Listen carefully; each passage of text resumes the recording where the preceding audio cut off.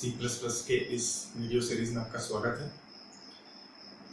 इस वीडियो का टॉपिक है वेक्टर कंटेनर।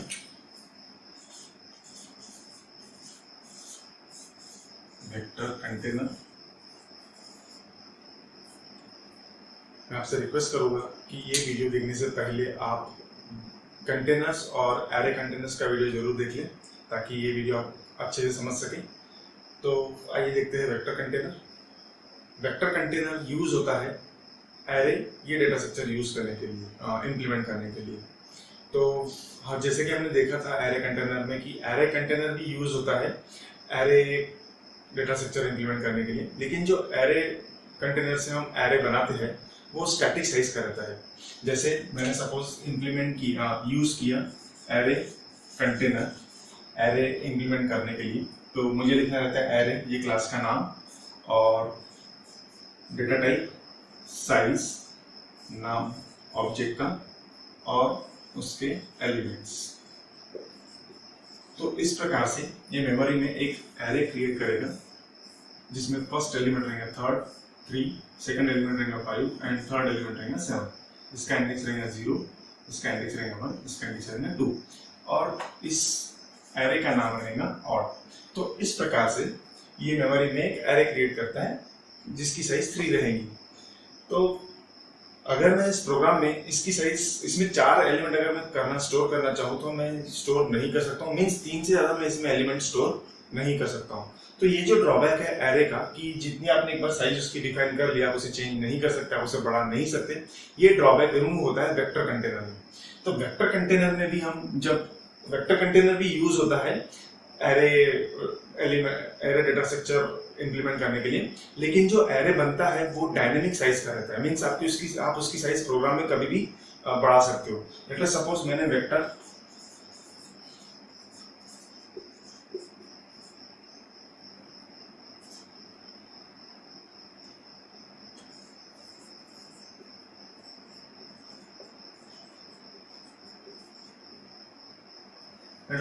वेक्टर इस कंटेनर से सेम एरे क्रिएट किया। अब अगर इसमें मुझे चौथा एलिमेंट सपोज 9 स्टोर करना है तो मैं वो कर सकता हूँ। अगर मुझे 5th एलिमेंट जो कि 11 वो भी इसमें स्टोर कर सकता हूँ। तो इस प्रकार से आप साइज चेंज कर सकते हो प्रोग्राम में वेक्टर कंटेनर के थ्रू। अगर आपने एरे बनाया तो, अगर आपने एरे कंटेनर के थ्रू आपने एरे बनाया तो आप उसकी साइज नहीं चेंज कर सकते। अब वेक्टर कंटेनर में उसकी साइज कैसे चेंज होती है, कैसे बढ़ती है? जैसे मैंने एरे बनाया था यूजिंग वेक्टर कंटेनर 3, 5, 7। इसका नाम था ऑड और इनका इंडेक्स है 0, 1, 2। लेट अस सपोज मुझे अब इसमें ऐड करना है 4th एलिमेंट दैट इज 9। तो इस समय आप देख सकते हैं कि इसमें कोई स्पेस अवेलेबल नहीं, कोई एक्स्ट्रा ब्लॉक अवेलेबल नहीं जिसमें 9 हम स्टोर कर सके। तो जब ऐसी सिचुएशन आती है, तो जब ये वेक्टर कंटेनर के थ्रू बनाया हुआ एरे, उसकी साइज डबल हो जाती है। तो यहाँ पे इसकी साइज 3 है, तो जैसे ही मुझे 4th एलिमेंट इंसर्ट करना रहेगा इसमें, तब इसकी साइज हो जाएगी 6। तो उसका इंडेक्स रहेगा 3, 4 एंड 5। और जब न्यू एलिमेंट इसमें इंसर्ट कर रहे हो दैट इज 9, वो यहाँ स्टोर हो जाएगा। तो इस प्रकार से सपोज मैं इसमें 5th एलिमेंट स्टोर करता हूँ दैट इज 11, और इसके बाद में सपोज एक और एलिमेंट इंसर्ट करता हूँ दैट इज सपोज 30। अब अगर इसके बाद मुझे एक और एलिमेंट इसमें स्टोर करना है तो आप देख सकते हैं कि इसमें कोई स्पेस अवेलेबल नहीं, कोई एक्स्ट्रा ब्लॉक अवेलेबल नहीं है। तो इस समय पे अगेन इसकी साइज डबल हो जाएगी जो कि हो जाएंगी 12 एंड 7th नंबर पे मीन 6th इंडेक्स पे न्यू एलिमेंट स्टोर हो जाएगा। तो इस प्रकार से वेक्टर कंटेनर की साइज हम कभी भी प्रोग्राम में बढ़ा सकते हैं। किसी भी प्रोग्राम में जब हमें वेक्टर कंटेनर यूज करना रहता है तो उसके लिए हमें वेक्टर ये हेडर फाइल इंक्लूड करनी पड़ती है यूजिंग #include।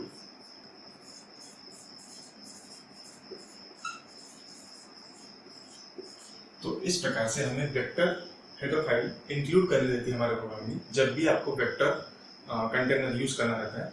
और इसके साथ हमको यूज करना रहता है iostream header file using namespace STD, जो जनरली हर प्रोग्राम में हम यूज करते हैं, C++ के हर प्रोग्राम में हम यूज करते हैं। तो आइए देखते हैं प्रोग्राम जिसमें हम यूज करेंगे वेक्टर कंटेनर को और उसके कुछ फंक्शंस को।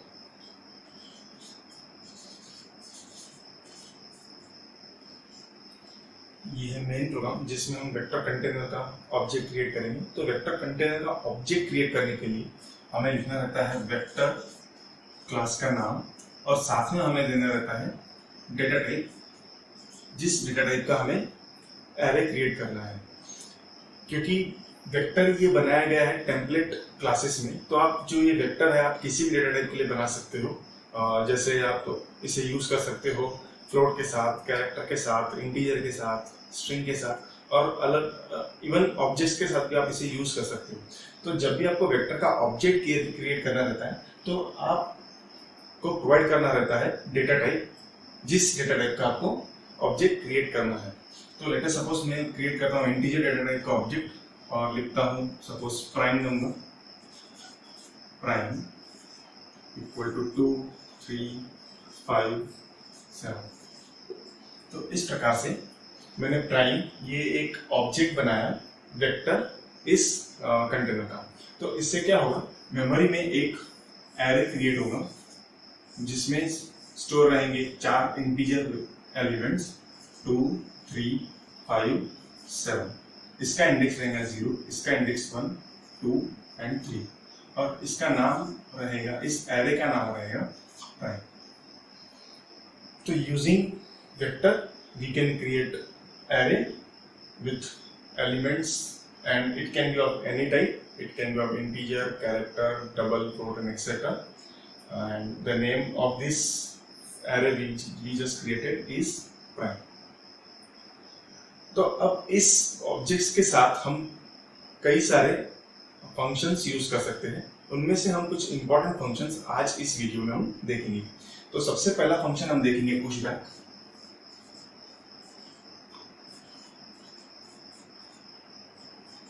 Second function pop back, third function empty,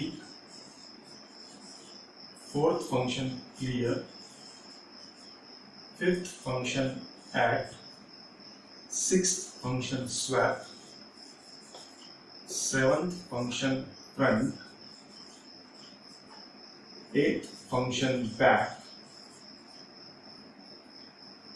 ninth function erase, 10th function insert। तो ये 10 फंक्शन आज हम देखेंगे कैसे हम इन फंक्शंस को वेक्टर के ऑब्जेक्ट के साथ यूज कर सकते हैं। तो सबसे पहले हम देखेंगे पुशबैक। पुशबैक ये फंक्शन है जो यूज होता है वेक्टर में न्यू एलिमेंट इंसर्ट करने के लिए, but at the last position. जैसे मुझे अगर यहाँ पे 7 के बाद इस एरे में 9 स्टोर करना है तो मुझे यूज करना पड़ेगा pushback.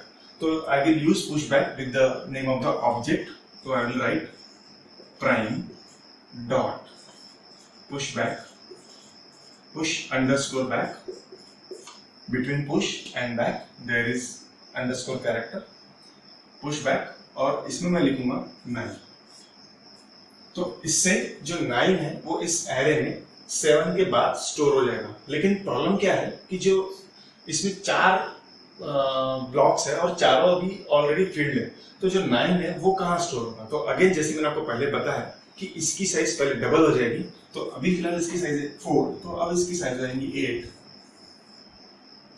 1, 2, 3, 4। So 4 new blocks will be added to this array. तो जो 9 है वो यहाँ स्टोर हो जाएगा और इसका इंडेक्स रहेगा 4। तो इस प्रकार से 9 will be added to the array. Next is popback. So again, popback is used for removing the last element from the array. So we can write prime dot popback. So it will just remove this 9 from the array. इसके बाद है empty function. Empty function is used to check whether the array or the vector is empty or not. तो इस समय पे vector empty है कि नहीं ये चेक करने के लिए हम यूज करते हैं empty, और empty रिटर्न करता है 0 जब वेक्टर empty नहीं रहता है, तो मीन्स उसमें कुछ एलिमेंट्स रहते हैं तो, और ये रिटर्न करता है 1 अगर वेक्टर empty रहता है, तो मीन्स उसमें कोई एलिमेंट नहीं है। तो फिलहाल इस कंडीशन में इसमें कुछ एलिमेंट्स हैं, तो इस समय पे प्राइम ये वेक्टर एम्प्टी नहीं है, इसीलिए एम्प्टी जो है वो रिटर्न करेगा 0। अगर मैं लिखता हूं सी आउट प्राइम डॉट एम्प्टी तो रिटर्न करेगा 0, 0 विल बी प्रिंटेड। अब इसके बाद clear function is used for clearing all the elements, means all the elements will be deleted और removed from the vector, means prime vector delete नहीं होगा, उसके सारे एलिमेंट्स डिलीट हो जाएंगे। तो ये जो एलिमेंट्स है 2 3 5 7 ये सारे एलिमेंट्स डिलीट हो जाएंगे यूजिंग क्लियर फंक्शन। तो मैं लिखूंगा प्राइम डॉट क्लियर, तो इससे क्या होगा कि इनके सारे जो करंटली अवेलेबल एलिमेंट्स है 2 3 5 7 वो सारे एलिमेंट्स रिमूव हो जाएंगे प्राइम इस वेक्टर से। नेक्स्ट ऐड फंक्शन हमने पहले भी देखा है एरे कंटेनर में, तो फिर से देखते हैं। ऐड ये यूज होता है कि पर्टिकुलर इंडेक्स से हमें कुछ वैल्यू चाहिए, पर्टिकुलर इंडेक्स पे कौन सा एलिमेंट स्टोर्ड है वो पता करना है या वो फाइंड आउट करना है, तो उसके लिए हम यूज करते हैं ऐड फंक्शन। तो जैसे मैं लिखूंगा सी आउट प्राइम डॉट ऐड 1, तो मुझे 1 इंडेक्स पे कौन सा एलिमेंट स्टोर्ड है वो जानना है या वो फाइंड आउट करना है, तो उसके लिए मैंने यहाँ लिखा 1, तो ये प्रिंट करेगा कि 1 एलिमेंट पे 3 स्टोर है, इसलिए ये स्टेटमेंट प्रिंट करेगा 3। इसके बाद आता है स्वैप। स्वैप फंक्शन जो है वो यूज होता है दो वेक्टर्स को स्वैप करने के लिए, तो आप डायरेक्टली यूज कर सकते हो स्वैप, और इसमें रहेगा सपोज यहाँ पहला वेक्टर, यहाँ पे सपोज प्राइम जो हमने लिया है, और सपोज एक और वेक्टर है इवन, तो ये दो वेक्टर्स जो है वो स्वैप हो जाएंगे। इन दोनों की जो डेटा टाइप है वो दोनों सेम होने चाहिए।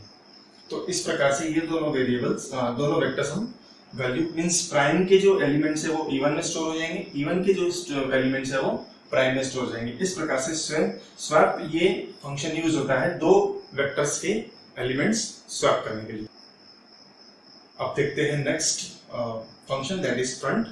फ्रंट फंक्शन यूज होता है to find out first element of the vector. तो फर्स्ट पोजीशन पे कौन सा एलिमेंट स्टोर्ड है वो फाइंड आउट करने के लिए हम यूज करते हैं फ्रंट फंक्शन। तो let us use that C out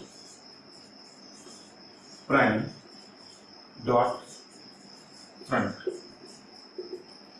तो जैसे प्राइम डॉट फ्रंट अगर मैंने ये फंक्शन यूज किया है तो ये रिटर्न करेगा इस समय पे 2, क्योंकि स्टार्टिंग में या फिर फर्स्ट एलिमेंट जो प्राइम वेक्टर में स्टोर्ड है वो है 2, तो रिटर्न करेगा 2, और सी आउट जो है वो इसे प्रिंट कर देगा on your console. Next is back, C out prime dot back.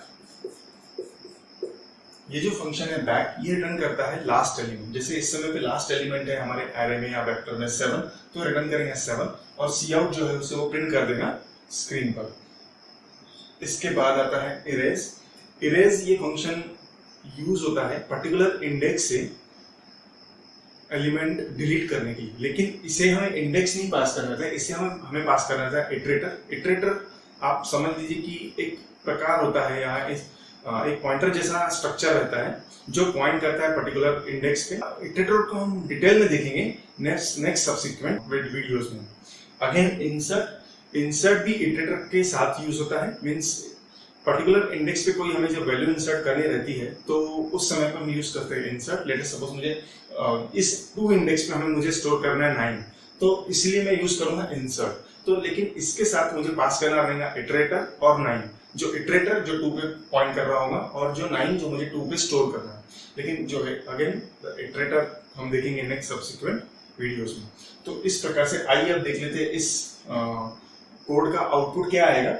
Let me complete the code first.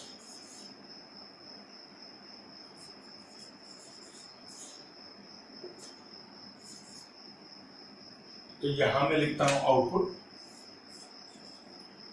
तो सबसे पहले first instruction will be executed और वो है वेक्टर इंट प्राइम। इससे क्या होगा कि इंटीजर टाइप का वेक्टर क्रिएट होगा।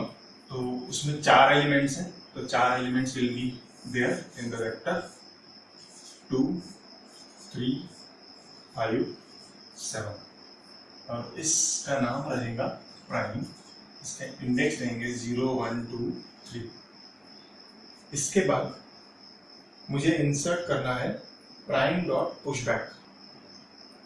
इस फंक्शन से, पुशबैक फंक्शन से हम 9 ये इंसर्ट करेंगे प्राइम इस वेक्टर में, लेकिन ये स्टोर होगा लास्ट एलिमेंट के बाद। यहाँ पे लास्ट एलिमेंट है 7, तो उसके बाद स्टोर होगा 9। लेकिन यहाँ पे जो प्राइम ये वेक्टर है, इसमें सारे ब्लॉक्स ऑक्युपाइड है, कोई भी ब्लॉक फ्री नहीं है, इसलिए हम 9 इसमें फिलहाल स्टोर नहीं कर सकते। तो 9 स्टोर करने से पहले इस वेक्टर की साइज जो है वो डबल हो जाएगी, वो हो जाएगी 8। फिलहाल इसकी साइज 4 है, तो इसकी साइज हो जाएगी 8 and 9 will be stored after 7। इसके बाद है function prime dot pop back. ये फंक्शन रिमूव करता है एलिमेंट को जो सबसे लास्ट में प्रेजेंट है। जैसे यहाँ पे सबसे लास्ट में प्रेजेंट है 9, तो 9 जो है वो रिमूव कर देगा या डिलीट कर देगा। इसके बाद आता है सी out prime dot empty. Prime dot empty ये फंक्शन, एम्प्टी जो है फंक्शन है वो चेक करता है कि इस समय पे जो वेक्टर है प्राइम, ये वेक्टर जिसके साथ हमने एम्प्टी फंक्शन यूज किया है, तो ये वेक्टर एम्प्टी है कि नहीं। अगर ये वेक्टर एम्प्टी है मींस उसमें कोई एलिमेंट अवेलेबल नहीं है, एलिमेंट स्टोर नहीं है, तो रिटर्न करेगा 1, अदरवाइज वो रिटर्न करेगा 0। तो इस समय पे प्राइम में कुछ एलिमेंट्स हैं, इसलिए ये एम्प्टी रिटर्न करेगा 0। अब आते हैं नेक्स्ट फंक्शन की तरफ, that is prime dot at 1। Means हम एट ये फंक्शन फाइंड आउट करने के लिए ये फंक्शन रिटर्न करता है इस इंडेक्स पर की वैल्यू। मींस जो इंडेक्स हमने इस फंक्शन को पास किया है उस इंडेक्स पर कौन सी वैल्यू स्टोर्ड है वो ये फंक्शन रिटर्न करता है। तो इस समय पे 1 इस इंडेक्स पर 3 वैल्यू स्टोर्ड है, तो ये रिटर्न करेगा 3 और सी आउट जो है उसे प्रिंट कर देगा। तो फर्स्ट यहाँ पे प्रिंट होगा 3, क्योंकि इस समय पे फर्स्ट इंडेक्स पर 3 स्टोर्ड है। इसके बाद आता है सी आउट प्राइम डॉट फ्रंट।